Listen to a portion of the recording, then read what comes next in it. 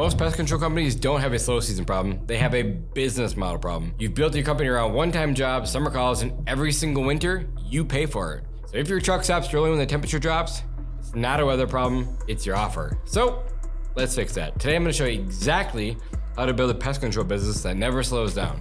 Not in December, not in January, not in February, not ever. And this is where it all starts.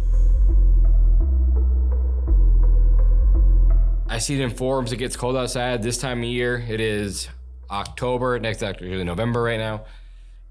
Getting cold out, and all of a sudden I see the forums in my inbox lighting up and comments like the same question over and over and over again is, how do I keep my techs busy in the winter?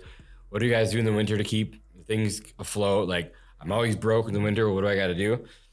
And I already know what the problem is. They went all summer long, selling one-time jobs, biannuals, maybe even some triannuals. So I'll be honest with you guys, when I first got in the industry, I did the same thing. Probably heard on the podcast, probably heard him tell me stories, but I learned quickly, but I was selling one-time jobs as well. And I just didn't know any better. That's exactly why I'm creating this video, for you guys who don't know any better, or maybe are just starting out and need to hear this before you go out. So I was one of you guys too.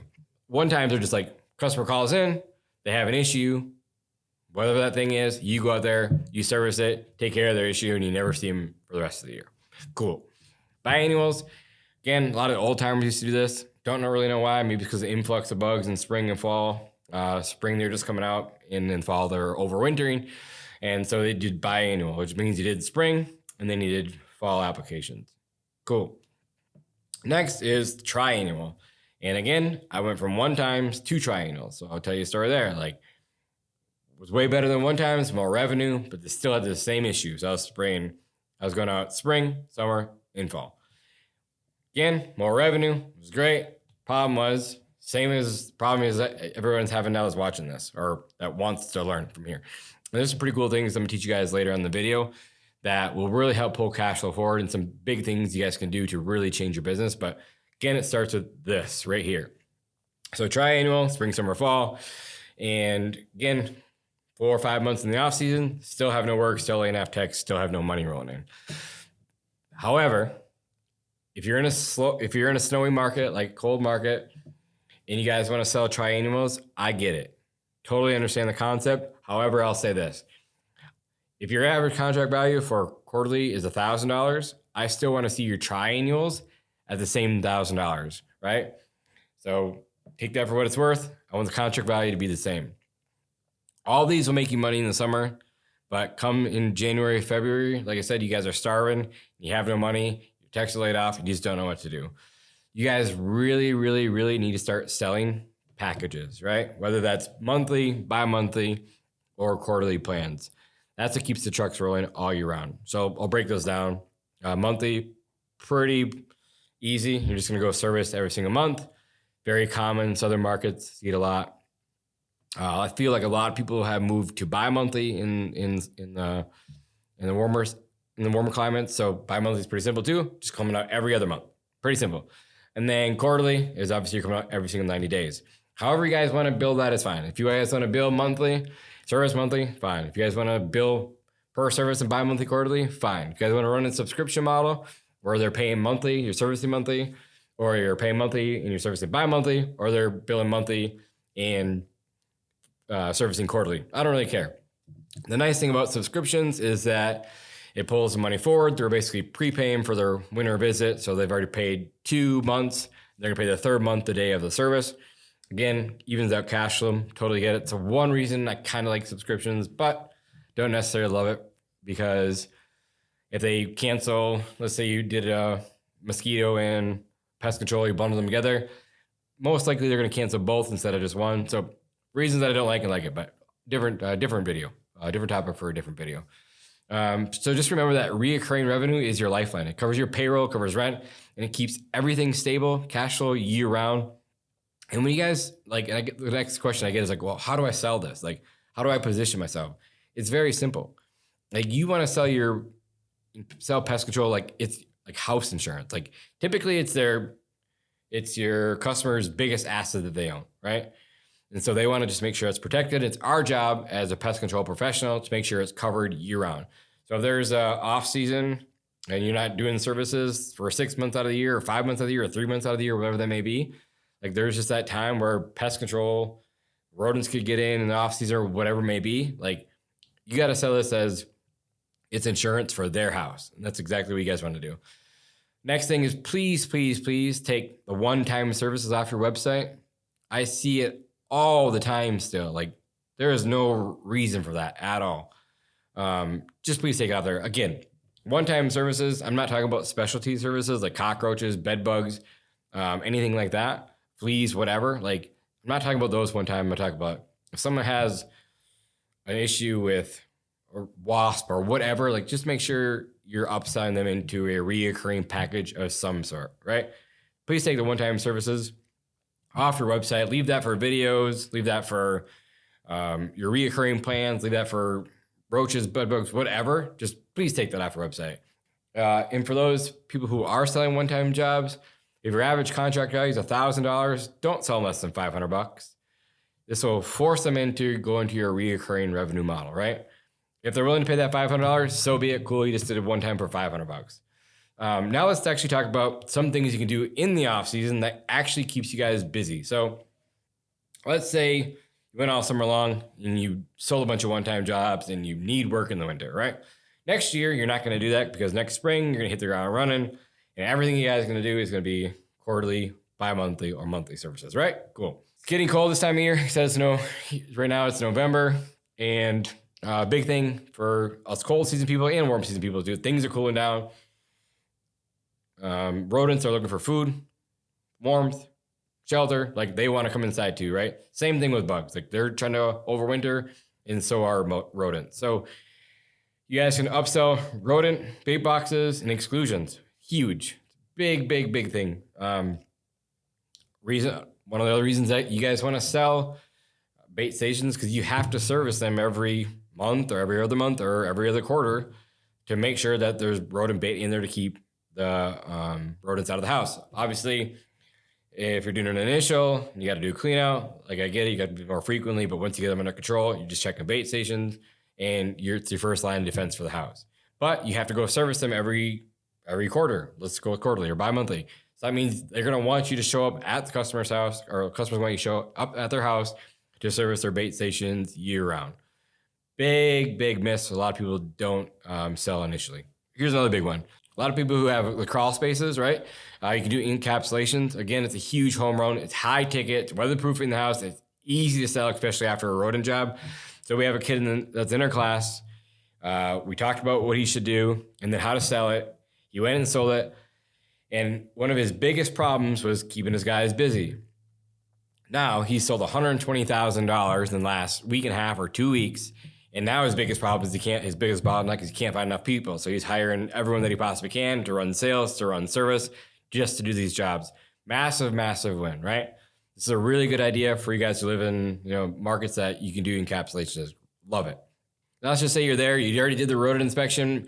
Maybe you're going to go give them a quote to do a foundation exclusion. There's no reason not to jump down in the crawl space and give them a free quote for an encapsulation. Next thing you guys can do is obviously your attic remediation, insulation replacement.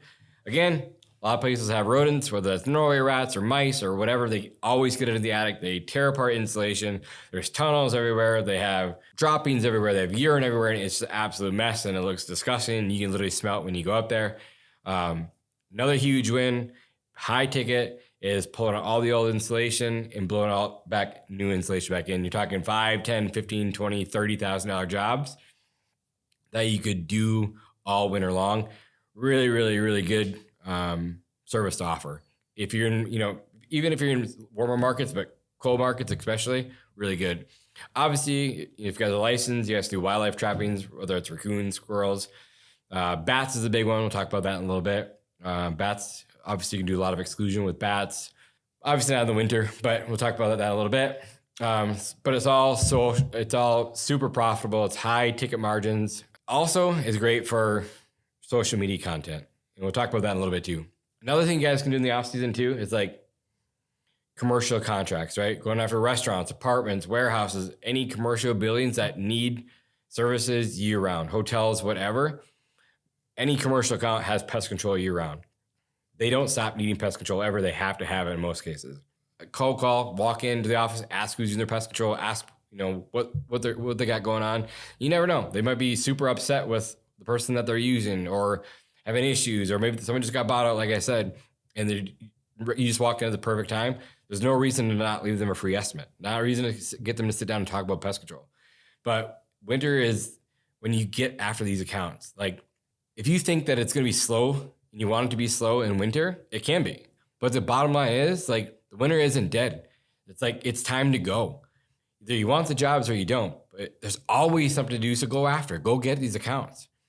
Go knock on doors. Yes, it's hard, but anything that's hard is worth doing, right? To go out there, go after these accounts, knock on the doors, cold call, do whatever you have to do to stay busy, build this company.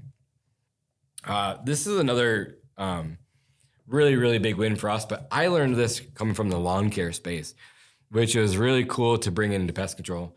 So in lawn care, like, spring rush is crazy for us. So people are calling in to get, their quotes for landscaping. They're excited it's hot out, it's warm out. They're calling to get their lawn mowed.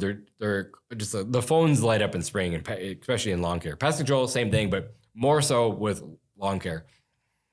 So what we started doing in lawn care is, like, we give them a couple options, right?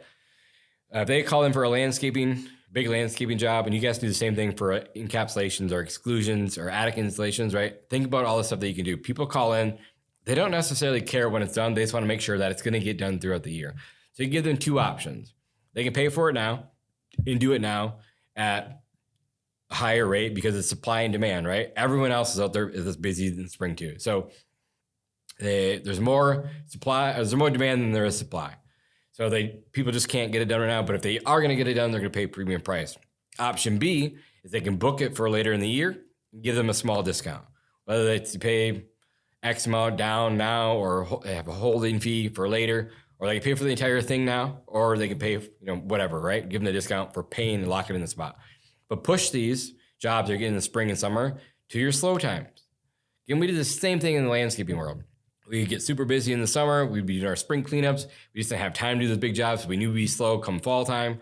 So we just push these jobs into late summer when things are drying up, and then late fall. You guys can do the same thing in pest control for these big jobs, and it's a win. You'd be surprised at how many people you gave them a percentage off would just be like, yeah, no problem. We'd really love to work with you guys. We know you understand you're busy. We'd love to schedule you. Cool. You save a little discount now, and we'll put you on the schedule for later on in the year, but we're locking in, give them dates that you guys locked in. You guys can build out your entire half of your schedule for the rest of the year just in the springtime. So, like, you don't even have to worry about slow season when it gets there. That's how you fill your slow season before it even starts. You guys will never have a slow season again just by doing this one thing. You guys have all the time in the world, so you say, right? And so I'll ask, like, what do you guys do in your slow season? Oh, we just don't do a whole lot. There's not much to do. I'm like, think of, like, all the canceled customers that you guys had. Maybe you don't have a lot, but maybe you have some canceled customers. Maybe you have maybe you have a bunch of pending leads, right? That you've gotten over the years. Like, when's the last time those have been touched? When's the last time you called your canceled customer to see if that canceled the year before? Like, again, maybe they switched for finances. Maybe they canceled for finances, but they got a new job. Or maybe they just not happy with the provider that they switched to because they promised them something, but they never see a bug again, right? Just touch base with those canceled customers, those open quotes. Like, you could do this every single day for the entire off season and land 200, 300, 400 jobs, depending on how big your list is, right? There's always something to do, but you cannot be waiting for work. You always got to be planning and going after it. Go after your work, right? Next big win for you guys, if you guys just need to pull cash flow forward, is doing prepay letters. Again, super common in lawn care, not very common in pest control. You can send prepay letters where they get a discount to prepay for the entire year. That way you're not tracking down money all year round, not paying your CSR yourself. Like, the money's just already coming in. You do the same for mosquito, you can do lawn care, pest control, it all works. Again, you can give them a little bit of discount if you want. You can say, like, pay by February 3rd, you get 3%, you pay by March, May 1st, whatever, you give them whatever that thing is, right? Just there's a model. Again, you're not tracking down money. They can pay, this one thing could pay for your entire spring marketing budget, right? If you get half your customers are prepay for the year, Like think of how many thousands or hundreds of thousands of dollars that could come in. In one of our locations, 60% of our clients prepay for the entire year. So you guys have money to pay for all your products up front. You guys pay for marketing up front. Just think of all the things that you guys could do with that money. Obviously, you're gonna have to budget it correctly, but just think of how much cash you could pull forward. It's a really, really good strategy. Another thing you guys could do if you guys didn't want to give them a discount is you just throw in something for free. If they want to pay for their pest control, give them their free mosquito treatment, give them their free flea and tick treatment, just something that you can do as an add-on to add on a little bit more value so they're going to want to prepay. But this will literally generate like hundreds of thousands of dollars before spring even starts, like I said. They'll fund your prepayments for your hiring, they'll fund your prepayments for your marketing, and they'll fund for your growth. And then just follow up with a text and email campaign. If you don't want to send out a physical letter, you can do this via text. You can do it via email. I know back in the day, we always used to do it via snail mail. This worked really well, so you didn't have to pay for your 3% for the credit card company. But with ACH, a lot of that stuff's changed now too. But it worked really, really well. So text, email, they work really, really well as well. Next thing you guys can work on in the off season is obviously your marketing strategy. So in our class, we teach how to build a marketing strategy from December to January, right? You guys want to have everything done. You want to have all your emails, text, call campaigns, sales, everything that you guys want to do for the entire summer already laid out. Ads, everything laid out for the entire year. So that way you're not going into the spring season and all of a sudden forget to create this campaign. It gets busy. You're trying to rush it at the very end. Like build all this stuff out the entire off season. So it's already laid out. So you don't even have to do anything. It's all automated. The day comes, it's already preset, gets launched, generates 10, 20, 30, 100, $200,000, right? All things you guys should be doing in the off season. And a lot of people will shut off their marketing, but I'd say maybe don't. Ad cost drops, right? Competition almost disappears and your attention gets really cheap. Another good thing is to run reactivation campaigns. I kind of already touched on that. If you cancel customers, why not hit them up? It's a good time. Pick up the phone, call them, see why they canceled. Again, you never know. It's worth a phone call, I promise. Promote your referral campaigns. Big thing to do in the offseason. Get the referral campaigns set and ready to rock and roll, right? And post consistent content. Talk about this a lot in the marketing class. You always got to be posting content because if you're in top of mind in January, February, March, you'll own the market by April, May, June when the spring is hot and heavy, right? Winter marketing builds momentum and that lasts for the rest of the year. Next thing you guys can do is work on your systems and team preparation. There's always things to do. If it gets cold and things slow down, don't waste your time just standing around and do nothing. Use that time to build, train your techs, tighten up your scripts, recruit. Here's another one that I hear a lot. Oh yeah, we just have a hard time finding people, whether that's salespeople, whether that's technicians or whatever that thing may be. And you say, okay, cool. What have you guys been doing? And they'll be like, oh, well, we posted an ad on Indeed or we posted an ad on Facebook. So it's their number one problem. It's your biggest bottleneck. And the only thing you do is post an ad, which takes you 1 minute of your time throughout the week, 2 weeks. If this is your number one problem, you should be recruiting all off season so you don't have these issues. Build out your bench.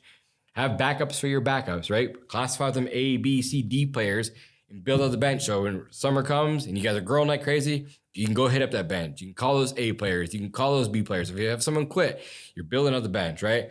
Always be recruiting.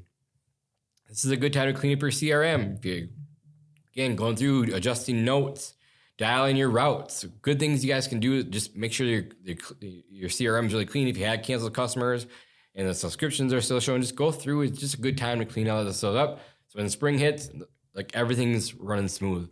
So here's the bottom line. Slow season, like I said, it's a choice. You can either wait for the business to come back in spring or you can build a company that never slows down. That's up to you. It's how bad do you want it? Most of you guys know what to do. The question is, why aren't you doing it? And this is why I have these videos. Go out there and hustle. That's what it takes. Use this winter to train, to market, to retain, and just prep for the year because there's always something to do. Because the companies that win in April are the ones that are doing the work in January and February and March, right? So put in the work. I hope you guys found this valuable. I hope it answers a lot of your questions. If you guys have more to add to this, throw them in the comments, or just have anything to push back on, throw them in the comments. Again, I'll always answer them, but I appreciate it, and I'll see you guys in the next video.